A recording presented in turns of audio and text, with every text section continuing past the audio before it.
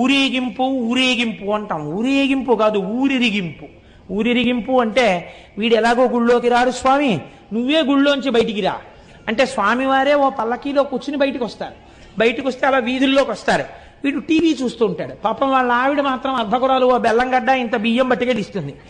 పట్టుకెళ్ళిస్తే స్వామి ఆ పల్లకీలోంచే ఇలా చూస్తారు. వాడు రాడు స్వామి, వాడు అలా సీరియల్స్ చూస్తుంటాడు. వాడి పేరు కోటేశ్వరరావు, వాడు అదిగో లోపల ఉన్నాడు. వాడి కిందటి ఏడాది ఏదో సంపాదించాడు, ఈ ఏడాది ఇంకా సంపాదించాడు.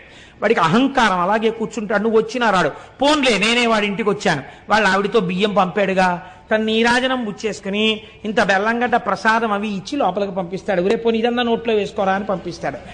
ఈశ్వరుడు చాలా కారుణ్యమూర్తిగా బయటికి రావడానికి ఊరెరిగింపు, ఊరిని ఆయనకి ఎరిగింపు చేయడం.